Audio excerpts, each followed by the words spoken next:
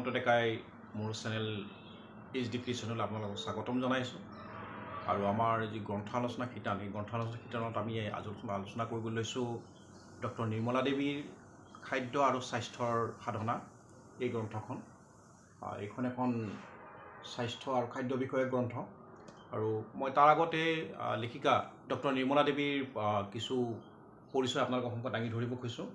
তেখেত বৰ্তমান থাইলেণ্ডৰ বেংককত চুলালংকৰ্ণ বিশ্ববিদ্যালয় পেট্ৰলিয়াম আৰু পেট্ৰকেমিকেলছত পোষ্ট ডক্টৰেল ৰিচাৰ্চ ফেল' হিচাপে তেওঁ কাম কৰি আছে আৰু ইয়াৰ পূৰ্বে তেখেতে আপোনালোকে জানে যে তেখেতে অসমৰ বিভিন্ন বাতৰি কাকতত তেখেতে যথেষ্ট সংখ্যক প্ৰবন্ধ লিখিছে আৰু তাৰ অধিকাংশ প্ৰবন্ধই জীৱনৰ উৎকৰ্ষ বা জীৱনৰ লক্ষ্য সম্পৰ্কীয় মনুষ্যত্ব সম্পৰ্কীয় তেনেকুৱা বিভিন্ন ধৰণৰ বিষয় সামৰি তেখেতে বিভিন্ন প্ৰবন্ধ পাতি লিখিছে। এটা খুব চিনাকি নাম, পৰিচিত নাম, এগৰাকী পৰিচিত লেখিকা আৰু তেখেতৰ পূৰ্বৰ দুখন গ্ৰন্থ, এখন হৈছে আত্মোৎকৰ্ষৰ সাধনা আৰু আনখন হৈছে লক্ষ্য মনুষ্যত্ব। এই দুখন গ্ৰন্থৰ পৰা আঁতৰি আহি পেলাই তেখেতে এইখন এখন গৱেষণামূলক গ্ৰন্থ লিখি উলিয়াইছে আৰু এই গ্ৰন্থখন আচলতে সহজ সৰলকৈ লিখা হৈছে, যিখন সাধাৰণ পঢ়ুৱৈয়ে পঢ়িব পাৰে, সাধাৰণ পঢ়ুৱৈয়ে কিতাপখন পঢ়ি বুজিব পাৰে। প্ৰথম কথাটো হৈছে যে এটা উদ্ধৃতি এই কিতাপখনত আছে যে সুস্বাস্থ্যকে হেৰুৱাই পেলালে তুমি কিহৰ ওপৰতনো জীয়াই থাকিবা। এগৰাকী উদ্যমী লিখক গেৰী কিলাৰ যেতিয়া তেওঁ ৰোগশয্যাত আছিল তেতিয়া তেওঁৰ চিকিৎসকে তেওঁক প্ৰশ্ন কৰিছিল এই কথাষাৰ আৰু সেই কথাষাৰেৰে এই গ্ৰন্থখন তেওঁ আৰম্ভ কৰিছে আৰু গ্ৰন্থখনত তেওঁ বিভিন্ন দিশ সামৰি লৈছে। প্ৰথম কথাটো হ'ল যে খাদ্য সম্পৰ্কীয় আমাৰ যিবোৰ পৰম্পৰাগত ধাৰণা বা কোনো এবিধ খাদ্য স্বাস্থ্যৰ কাৰণে ভাল, আন এবিধ খাদ্য স্বাস্থ্যৰ কাৰণে বেয়া, বা এই কিয় ভাল কিয় বেয়া, এই কথাখিনি বিজ্ঞানসন্মতভাৱে বিশ্লেষণ কৰি দেখুওৱা হৈছে এই গ্ৰন্থখনত, প্ৰথম কথা। আৰু গ্ৰন্থখনে আমাৰ খাদ্য সম্পৰ্কীয় আমাৰ যিবোৰ কিছুমান পৰম্পৰাগত ধাৰণা তাক সলনি কৰিবলৈ বাধ্য কৰিব। মই এই কথা নিশ্চিত, আপোনালোকে গ্ৰন্থখন অধ্যয়ন কৰাৰ পিছত আপোনালোকৰ খাদ্য সম্পৰ্কীয় যি ধাৰণা সেয়া কিছু হ'লেও আপোনালোকক পৰিৱৰ্তন কৰিব। দ্বিতীয় কথাটো হ'ল আপুনি কি খায়, আপোনাৰ সুস্বাস্থ্য ৰক্ষা কৰিবলৈ আপুনি কি খাদ্য খায়, কেনেকুৱা খাদ্য খায়, কিমান পৰিমাণে খায়, কোন সময়ত খায়, বা সেই খাদ্যৰ ৰন্ধন প্ৰণালী কিদৰে তৈয়াৰ কৰা হয় বা কেনেকৈ কৰিলে সেয়া ভাল উৎকৃষ্ট হ'ব পাৰে বা তাৰ ক্ষতি হ'ব পাৰে, এই আটাইবিলাক বিভিন্ন কথা তেওঁ এই গ্ৰন্থখন সামৰি লৈছে। আৰু আটাইতকৈ গুৰুত্বপূৰ্ণ কথাটো হ'ল যে গ্ৰন্থখনৰ যিখিনি অধ্যায় বিভাজন, সেই অধ্যায় বিভাজনখিনি দেখিলে বিষয়ে জানিলে আপোনালোকে বেছি আকৰ্ষিত হ'ব বুলি মোৰ ধাৰণা। গ্ৰন্থখনত এটা তলত এটা চাব হেডিং লিখা হৈছে, সেইটো হৈছে এইটো যে ইয়াত এটা তলত এটা চাব হেডিং লিখা আছে।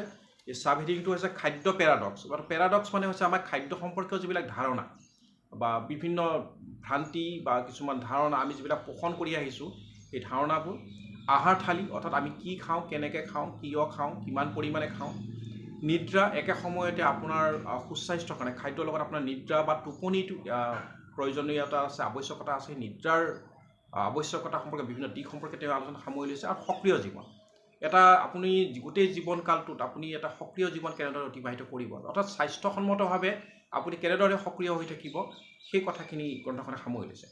গ্ৰন্থখনৰ অধ্যায় বিভাজনত হৈছে যে খাদ্যাভাস আৰু স্বাস্থ্য প্ৰথমটো অধ্যায়, দ্বিতীয়টো অধ্যায় হৈছে খাদ্য পেৰাডক্স, খাদ্য সম্পৰ্কীয় আমাৰ যিবিলাক ধাৰণা সেইবোৰ কথা ইয়াত সামৰি লৈছে। তৃতীয় অধ্যায়টো হৈছে যিটো আমি সচৰাচৰ আলোচনা হৈ থকা এটা বিষয় বা চিকিৎসকসকলে সকলো সময়তে উল্লেখ কৰি থকা এটা গুৰুত্বপূৰ্ণ বিষয়, সেইটো হৈছে তেল আৰু চৰ্বি। কাৰণ আমি খাদ্যত, ভাৰতীয় লোকসকলে আমি খাদ্যত বিভিন্ন ধৰণৰ তেল ব্যৱহাৰ কৰোঁ, কি তেল ব্যৱহাৰ কৰোঁ, বা বিদেশৰ লোকসকলে, ইউৰোপৰ লোকসকলে কেনেধৰণৰ তেল ব্যৱহাৰ কৰে, বা চৰ্বিজাতীয় যিবিলাক খাদ্য, এই খাদ্যবিলাক কিমান বেছি উৎকৃষ্ট আৰু কিমান বেছি ক্ষতিকাৰক, বা কোনবিলাক চৰ্বি আপোনাৰ কাৰণে স্বাস্থ্যৰ কাৰণে উৎকৃষ্ট উপকাৰী আৰু কোনবিলাক ক্ষতিকাৰক, সেই কথাখিনি ইয়াত সামৰি লোৱা আছে। প্ৰটিন, শ্বেতসাৰ, খাদ্যপ্ৰাণ আৰু খনিজ লৱণ, আপোনাৰ চল্ট, নিমখ, এই জাতীয় বস্তুখিনি। তাৰপিছত আন এটা অধ্যায় হৈছে ফল মূল, শাক পাচলি, প্ৰ'বায়'টিকৰ ভূমিকা। প্ৰ'বায়'টিক হৈছে যিবিলাক বেক্টেৰিয়া আমাৰ স্বাস্থ্যৰ উপকাৰ কৰে, যিবিলাক বেক্টেৰিয়া আমাৰ খাদ্যত সন্নিৱিষ্ট হৈ থাকে আমাৰ স্বাস্থ্যৰ উপকাৰ হ'ব পাৰে, বা যিবিলাক বেক্টেৰিয়া আমাৰ স্বাস্থ্য ক্ষতি কৰিব পাৰে, সেইবিলাক কথাও তেওঁ এই গ্ৰন্থখনত তেওঁ সামৰি লৈছে। আন এটা গুৰুত্বপূৰ্ণ অধ্যায়টো হৈছে পানীয়েই জীৱৰ প্ৰাণ। এই কথাষাৰ আমি স্কুলীয়া পাঠ্যক্ৰমত সৰুতেই পঢ়িছিলোঁ যে পানীয়েই প্ৰাণীৰ প্ৰাণ, এই কথা আমি সৰুতে পঢ়িছিলোঁ। কিন্তু লেখিকাই ইয়াত দেখুৱাইছে যে পানী আমি আচলতে কেনেকৈ খাব লাগে বা কেনেধৰণৰ পানী আচলতে আমাৰ স্বাস্থ্যৰ কাৰণে উপকাৰী বা উৎকৃষ্ট, এই কথাখিনি তেওঁ ইয়াত সামৰি লৈছে।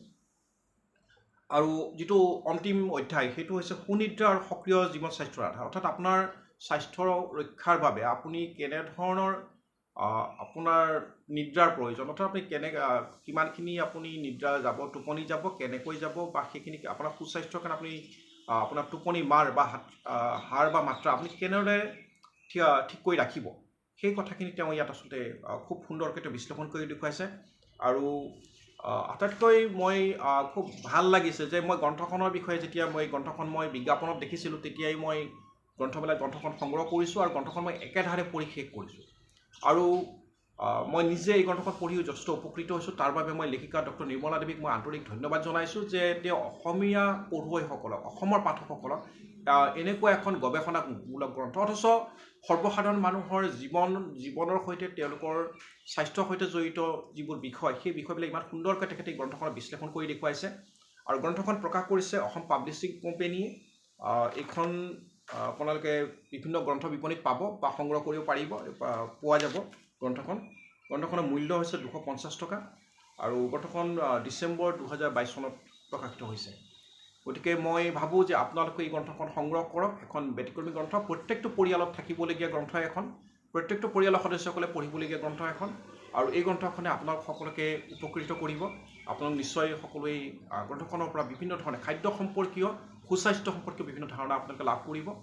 আৰু এইখিনি কৈ মই এই গ্ৰন্থখন সম্পৰ্কীয় বিষয়খিনি সামৰিছোঁ। আৰু ইয়াৰ লগতে মই আপোনালোকক পুনৰবাৰ ধন্যবাদ জনাইছোঁ যে ইতিমধ্যে আপোনালোকে মোক পূৰ্বৰ ভিডিঅ'টোৰ জৰিয়তে আপোনালোকে মোক যথেষ্ট সহায় দিছে। তাৰ বাবে মই আপোনালোক আন্তৰিক ধন্যবাদ আৰু কৃতজ্ঞতা জনাইছোঁ। আৰু আশা ৰাখিছোঁ আগলৈ আপোনালোকে মোৰ ভিডিঅ'সমূহ আপোনালোকে উপভোগ কৰিব আৰু চেনেলটো ছাবস্ক্ৰাইব কৰিব। লগতে আপোনালোকৰ মন্তব্য, অৰ্থাৎ আপোনালোকে মোৰ এই ভিডিঅ'বোৰ চাই কেনে পাইছে সেই সম্পৰ্কীয় মন্তব্য আপোনালোকে আগবঢ়াব। ধন্যবাদ।